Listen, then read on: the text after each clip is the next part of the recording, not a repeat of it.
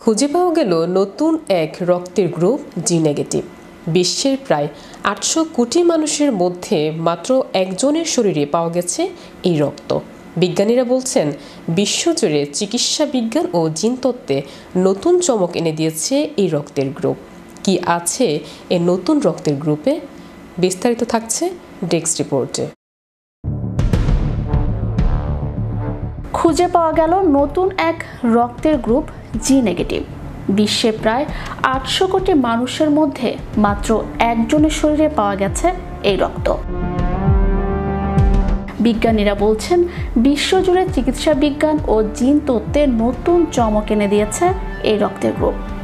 কি আছে এই নতুন রক্তের গ্রুপে? এই রক্তের গ্রুপ প্রথম শনাক্ত হয় ফ্রান্সে বসবাসরত এক নারী রোগীর শরীরে। তিনি ক্যারিবীয় দ্বীপপুঞ্জের গোয়াডেলু থেকে এসেছেন।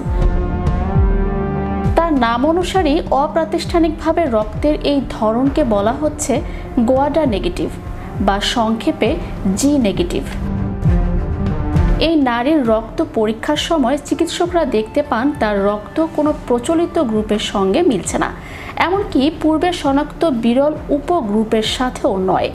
পরবর্তী বিশ্লেষণে দেখা যায় তার রক্তের লাল কণিকায় থাকা RH এবং HRS নামক অ্যান্টিজেনগুলো রয়েছে সম্পূর্ণ নতুন রূপ। ফলে তার রক্ত শুধুমাত্র তার নিজের শরীরেই কার্যকর, অন্য কারো রক্তের সঙ্গে সামঞ্জস্যপূর্ণ নয়। গবেষকরা ধারণা করছেন এই অস্বাভাবিক রক্তের ধরন জন্মগত এবং এটি সম্ভবত তার পূর্বপুরুষদের জিনে থাকা বিরল মিউটেশনের ফল। ইকোনমিক টাইমসের তথ্য অনুযায়ী এমন রক্তকে আলট্রা রেয়ার ব্লাড গ্রুপ হিসেবে চিহ্নিত করা হয়। এই ধরনের রক্তের ডোনার পৃথিবীতে একজনই থাকায় তার রক্ত প্রয়োজনে ব্যবহারযোগ্য রাখতে সংরক্ষণ করাই একমাত্র উপায়।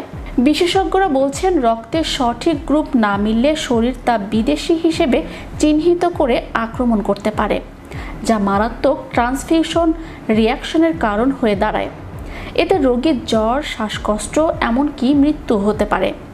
তাই রক্ত সঞ্চালনের আগে সঠিক ক্রস ম্যাচিং নিশ্চিত করা চিকিৎসা বিজ্ঞানের সবচেয়ে সংবেদনশীল কাজগুলোর একটি।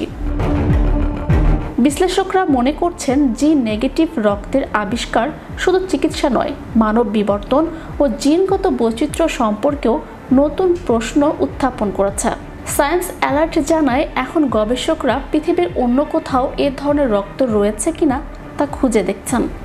এই ঘটনাটি আরও একবার প্রমাণ করে দেয়, রক্তের গ্রুপ শুধু রক্তদান গ্রহণই নয়, বরং মানবদেহ, জিনতত্ত্ব এবং বৈচিত্র্যের দিক থেকেও কতটা গুরুত্বপূর্ণ।